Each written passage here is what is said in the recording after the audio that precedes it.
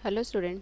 आज हम ग्रामर यानी व्याकरण विभाग में काल इस मुद्दे पर इस व्याकरण पर चर्चा करेंगे। सबसे पहले स्टूडेंट्स हम काल क्या होता है, काल की परिभाषा और उसके उदाहरण, तत्पश्चात काल के कितने प्रकार है और उन प्रकारों के भी कितने प्रकार है, इन सभी बातों पर हम चर्चाएं करेंगे। तो सबसे पहले स्टूडेंट्स आइए हम देखेंगे काल की परिभाषा क्या होती है। सबसे पहले हम देखेंगे क्रिया के जिस रूप से किसी कार्य के करने का समय पता चलता है उसे क्या कहा जाता है, काल। स्टूडेंट्स क्रिया क्रिया इन इंग्लिश हम लोग कह सकते हैं वर्ब। क्रिया यानी जो काम करते हैं, जैसे पढ़ाना हुआ, पहुंचना हुआ, आना हुआ, जाना हुआ, खेलना हुआ, ये सारी हमारी क्रियाएं रहती हैं यानी एक्शन। वो कौन से समय में घटित हुआ है, वो कार्य हमारा कौन से समय में घटित हुआ है, तो जिससे हमें ये पता चले उसका समय, तो वो होता है उसे हम कहते हैं उस क्रिया का काल। उदाहरण आप पहला स्क्रीन पे देख सकते हैं, आप पढ़ाते हैं, आप पढ़ाते हैं। अब इसमें आप स्टूडेंट देख सकते हो पढ़ाते हैं, पढ़ाना जो है यह एक क्रिया है। पढ़ाते हैं यह क्रिया कौन से समय में घटित हुई है, तो हमें यह देखना है। सबसे पहले हम देखेंगे कि यह क्रिया पढ़ाते हैं यानी ये क्रिया अभी अभी घटित हुई है, इसी समय घटित हुई है, वर्तमान समय में घटित हुई है, तो हम इसे कहेंगे कि यह जो क्रिया है वो वर्तमान काल की क्रिया है। दूसरा हम देखेंगे बारात आई, बारात आई यानी अब यहाँ पर आप देख सकते हैं बारात आई, आई हो गया आना, आने की जो क्रिया है वो हो चुकी है, तो ये हमारा वाक्य हुआ सामान्य भूतकाल। यानी जब कोई क्रिया सामान्य तरीके से हो चुकी रहती है भूतकाल में, तो वो क्रिया होती है सामान्य भूतकाल। दूसरा आप देख सकते हो संपादक थाना पहुंच चुके थे। पहुंचना, पहुंचना भी यह एक क्रिया है, तो पहुंचना जब यह क्रिया है तो ये कौन से समय में घटित हुई, यह हम बता सकते हैं कि यह भूतकाल में घटित हुई है, पर भूतकाल में कब घटित हुई है, तो ये हम बताएंगे कि यह क्रिया भूतकाल में पूरी हो चुकी है। पहुंचना, पहुंच चुके थे यानी पहुंच कर क्रिया पूरी हो चुकी है, तो इसीलिए यह होगा हमारा पूर्ण भूतकाल, क्योंकि यहाँ पे थे है तो इसलिए ये हो गया भूतकाल। आमदनी बढ़ेगी, गी यानी यह हमारी क्रिया होगी भविष्य में पूरी, इसीलिए हम इसे कहेंगे आमदनी बढ़ेगी, यह आपका क्रिया हो गया भविष्य काल। सो स्टूडेंट, जब क्रिया के अंत में है इस तरह के शब्द आए तो वो आपका वर्तमान काल, था ये इस तरह के शब्द आए तो वो आपका भूतकाल, जब वाक्य के अंत में गा गी गे आए तो वो आपका होगा भविष्यकाल। लेकिन स्टूडेंट इसके बाद भी काल के प्रकार और काल के अपने अपने कौन से प्रकार है, इन सब बातों पर हम चर्चा करेंगे।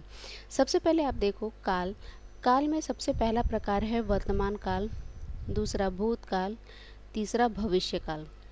वर्तमान काल क्या, वर्तमान काल में कौन कौन से प्रकार होते हैं, सामान्य वर्तमान काल, अपूर्ण वर्तमान काल, पूर्ण वर्तमान काल। ठीक उसी तरह भूतकाल में भी सामान्य भूतकाल, अपूर्ण भूतकाल, पूर्ण भूतकाल। ठीक उसी प्रकार भविष्य काल में भी सामान्य भविष्यकाल, अपूर्ण भविष्यकाल और पूर्ण भविष्यकाल।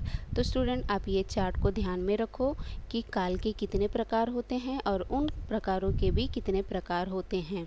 तो आइए स्टूडेंट्स हम हर एक प्रकार के परिभाषा और उनके उदाहरण को देखेंगे। तो सबसे पहला हुआ हमारा वर्तमान काल। स्टूडेंट जैसा मैंने अभी बताया कि जब कोई क्रिया वर्तमान काल में घटित होती है, जब यह हमें पता चले कि वर्तमान काल में जब कोई क्रिया घटित हुई है तो वो हमारा वर्तमान काल होता है। जैसे मोहन मुरली बजाता है और श्याम गाना गाता है। बजाता है और गाता है ये दोनों क्रिया वर्तमान काल में घटित है, इसीलिए हम इसे कहेंगे वर्तमान काल। अब यहाँ पर हम देखेंगे वर्तमान काल के प्रकार। सबसे पहला होगा सामान्य वर्तमान काल। सामान्य वर्तमान काल क्या होता है स्टूडेंट, क्रिया के जिस रूप से वर्तमान में होने वाली सामान्य क्रिया का बोध होता है उसे हम कहते हैं सामान्य वर्तमान काल कहते हैं। फॉर एग्जाम्पल स्टूडेंट, जब कोई क्रिया सामान्य तरीके से वर्तमान काल अर्थात प्रेजेंट टेंस में घटित हुई होती है तो उसे कहा जाता है सामान्य वर्तमान काल। जैसे मैं खाना खाता हूँ, तुम गेंद खेलते हो। सामान्य वर्तमान काल को अगर आपको स्टूडेंट पहचानना है तो आप एक बात ध्यान में रखो कि वाक्य के अंत में ता है, ती है, ते हैं, इस तरह के शब्द अगर आते हैं तो वो सीधे सीधे आपके सामान्य वर्तमान काल वाक्य हो जाते हैं। सो स्टूडेंट्स, दूसरा है आप देख सकते हो अपूर्ण वर्तमान काल। अपूर्ण यानी इनकम्प्लीट यानी अधूरा। जब कोई क्रिया आपकी वर्तमान काल में अधूरी रह जाती है तो वो होता है अपूर्ण वर्तमान काल। उदाहरण के लिए आप इसकी सबसे पहले परिभाषा देखिए। क्रिया के जिस रूप से आपको यह पता चले कि यह क्रिया वर्तमान समय में कार्य आपका पूरा नहीं हुआ है अर्थात कार्य आपका चल रहा है तो वो होता है अपूर्ण वर्तमान काल। जैसे मैं घर जा रहा हूँ। जाना स्टूडेंट यहाँ पर क्रिया है, लेकिन जा रहा हूँ यानी ये क्रिया पूरी हुई है क्या? नहीं, यह क्रिया हमारी अधूरी ही है तो ये हो गया अपूर्ण वर्तमान काल। तुम सो रहे हो। सोना भी यह एक क्रिया है, लेकिन क्रिया यह पूरी हुई है? नहीं, सो रहे हो यानी अभी सोने की क्रिया उसकी चल रही है या अधूरी है तो इसीलिए यह वाक्य हमारा अपूर्ण वर्तमान काल हो गया। अब स्टूडेंट्स, सिंपल हम इसे आइडेंटिफाई कर सकते हैं जब लास्ट में वाक्य के अंत में रहा है, रही है, रहे हैं इस तरह के शब्द आए तो वो आपका हो गया अपूर्ण वर्तमान काल। अब तीसरा हम लोग देखेंगे स्टूडेंट्स पूर्ण वर्तमान काल। क्रिया के जिस रूप से यह पता चले कि यह जो क्रिया है वह वर्तमान समय में पूरी हो चुकी है, अपूर्ण में पूरी नहीं हुई थी पर वर्तमान में पूरी हो चुकी है तो उसे कहा जाएगा पूर्ण वर्तमान काल। उदाहरण, मैं आपके पैसे लाया हूँ। लाना जो क्रिया है पूरी हो चुकी है, लेकर आकर उसका हो चुका है तो ये हो गया आपका पूर्ण वर्तमान काल। मैंने पाठ पढ़ा है। पढ़ा यह आपकी क्रिया है पर पढ़ा है, पढ़कर उसका हो चुका है तो वो हो गया आपका पूर्ण वर्तमान काल। तो स्टूडेंट, इस तरह से आप सामान्य वर्तमान काल, अपूर्ण वर्तमान काल और पूर्ण वर्तमान काल को पहचान सकते हो। अब अगला हमारा प्रकार है भूतकाल। भूतकाल की परिभाषा क्या होती है? क्रिया के जिस रूप से भूतकाल में कार्य का बोध हो, जैसे आपको पता चले कि यह क्रिया भूतकाल में घटित हुई है तो इसे हम कहेंगे भूतकाल। जैसे श्याम ने गीत गाया, स्नेहा ने खाना बनाया। गाया और बनाया भूतकाल में हो चुका है, पास्ट टेंस में ये क्रिया हो चुकी है तो इसलिए ये होगा भूतकाल। अब इसमें पहला वाक्य है सामान्य भूतकाल। क्रिया के जिस रूप से आपको यह पता चले कि यह कार्य समाप्त हो गया उसे सामान्य भूतकाल कहेंगे। परिभाषा यही है सामान्य भूतकाल की। उदाहरण, मैंने खाना खाया। खाया खाकर हो चुका है यानी खाया। एक बात ध्यान में रखना, सामान्य भूतकाल में कहीं पर भी आपको हेल्पिंग वर्ब नहीं मिलेगा, इसमें या, ई, ए इस तरह के शब्द मिलेंगे तो ये होगा आपका सामान्य भूतकाल। मैंने खाना खाया। रुचि वर्ग में प्रथम आई। मैं गया। मैंने पढ़ाया। यहाँ पे आप सारे वाक्य में देख सकते हो कि इस वाक्यों में कहीं पर भी हेल्पिंग वर्ब यानी सहायक क्रिया नहीं आई है। यहाँ पर या, ई, ए इस तरह के जब शब्द रहते हैं तो वो आपका होता है सामान्य भूतकाल। ठीक उसी तरह अब यहाँ पर आप अपूर्ण भूतकाल को भी देख सकते हैं कि क्रिया का वो रूप, क्रिया जो शब्द रहता है, क्रिया जिसकी क्रिया से हमको यह मालूम पड़े कि भूतकाल में ये क्रिया अधूरी रह गई है, पूरी नहीं हुई है तो वो होता है अपूर्ण भूतकाल। जैसे रफ़ीक मियाँ तकिए में मुंह छिपाए रो रहे थे। अब यहाँ पर छिपाए रो रहे थे, रोने की जो क्रिया है वह पूरी हुई है नहीं तो ये हो गया आपका अपूर्ण भूतकाल। हम घाटी में नीचे उतरते जा रहे थे। जाना की क्रिया जो है वहाँ पर पूरी नहीं हुई है। तो स्टूडेंट्स, आप सिंपल आइडेंटिफाई कर सकते हो जहाँ पर रहा था, रही थी, रहे थे आए तो वो वाक्य होगा आपका अपूर्ण भूतकाल। ठीक उसी तरह अब आप यहाँ पर देख सकते हैं पूर्ण भूतकाल। क्रिया के जिस रूप से आपको यह पता चले कि क्रिया आपकी बहुत पहले भूतकाल में हो चुकी है, तो वो होता है पूर्ण भूतकाल। जैसे उन्होंने कहा था, कह के उनका हो गया था। मैंने छुट्टी मांगी थी, मांगने की क्रिया पूरी हो चुकी है, तो इसलिए यह हो गया आपका पूर्ण भूतकाल। तो स्टूडेंट्स, चुका था, चुकी थी, चुके थे, इस तरह के शब्द आए तो पूर्ण भूतकाल। एक बात ध्यान में रखना स्टूडेंट्स, हर जगह चुका था, चुकी थी, चुके थे नहीं आएगा। कहीं पर कहा था, कही थी, कह चुके थे, पढ़ चुके थे, मांगा था, आए थे, यानी इन सभी वाक्यों में आप देखो आपकी क्रिया पूरी हो चुकी है, तो इसलिए यह क्रिया वाक्य हो गया आपका पूर्ण भूतकाल। अब आप देखेंगे, हम लोग आएंगे देखेंगे भविष्यकाल यानी फ्यूचर टेंस। जब कोई क्रिया भविष्य में होने वाले कार्य का बोध होता है तो उसे हम कहते हैं भविष्यकाल। जैसे राम मुंबई जाएगा और पिताजी नई गाड़ी खरीदेंगे। यहाँ पे गा है और यहाँ पे गे है, यानी जिस वाक्य में गा गी गे इस तरह के शब्द आए, जो क्रिया आपको मालूम पड़े ये आपकी भविष्य में होगी, तो ये आपका हो गया भविष्यकाल। अब इसके भी उदाहरण हैं, जैसे सामान्य भविष्यकाल, क्रिया का वो रूप जिससे यह मालूम होता है कि कार्य आने वाले समय में पूरा होगा, तो ये होगा आपका सामान्य भविष्यकाल। जैसे मैं भी साथ चलूँगा, चलूँगा भविष्यकाल में ये क्रिया पूरी होगी। यह मेहनत रंग लाएगी, इसमें भी लाएगी जो क्रिया है वो भविष्यकाल में पूरी होगी।